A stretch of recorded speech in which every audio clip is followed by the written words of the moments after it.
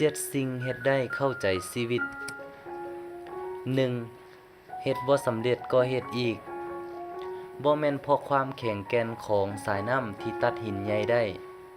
แต่ย้อนความต่อเนื่องบ่ขาดสายที่เฮ็ดให้ก้อนหินขาด 2. มื้อหน้ายังมีตื่มหน้ามือที่บ่ดีบ่ได้หมายความว่าทั้งชีวิตจะบ่มีแนวดีเลย มื้อนี้อาจบ่ดีแต่ยังมีมื้ออื่นอีก ถึงมื้ออื่นยังบ่ดีอีก ก็ยังมีมื้อต่อๆไป ชีวิตคนเฮาผันแปรเปลี่ยนแปลงบ่มีอันใดที่แน่นอนและชีวิตบ่ได้หมายความว่าสิบ่มีมื้อดีไปหมด ความสุขเลือกได้ ยิ้มร้องไห้ มีความสุขหรือโศกเศร้าท่านเป็นผู้เลือกใส่ในชีวิตท่านเอง ถ้าบอกว่าชีวิตท่านเป็นทุกข์สิให้ยิ้มได้แนวใด แต่ถึงท่านจะใส่อารมณ์หายลาแต่ชีวิตท่านก็บ่หายทุกข์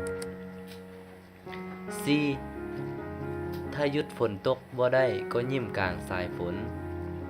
เรื่องที่ท่านแก้ไขบ่ได้ เรื่องที่นอกเหนือการควบคุมของท่าน กังวลไปก็ช่วยหยังให้ดีขึ้นบ่ได้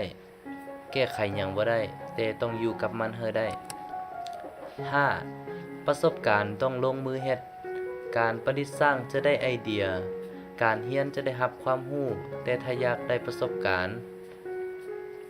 ต้องลงมือเฮ็ดเอาแล้วท่านจะได้รับรู้คำตอบและปัญหาที่บ่มีในตำราเรียน 6. เสียใจได้แต่อย่าหยุดก้าวไปข้างหน้า ทุกคนมีตอมน้ำตา เวลาเสียใจไผๆก็ร้องไห้ เสียใจผิดหวังก็ร้องไห้ให้มันสะใจ ร้องไห้สุดแต่อย่าหยุดก้าวไปข้างหน้าเด็ดขาด 7. อย่าหยุดหาความรู้ ทรัพย์สินคนยังลักเอาไปได้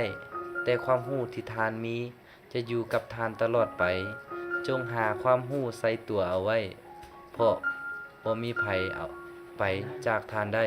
และไส้บ่มีวันหมด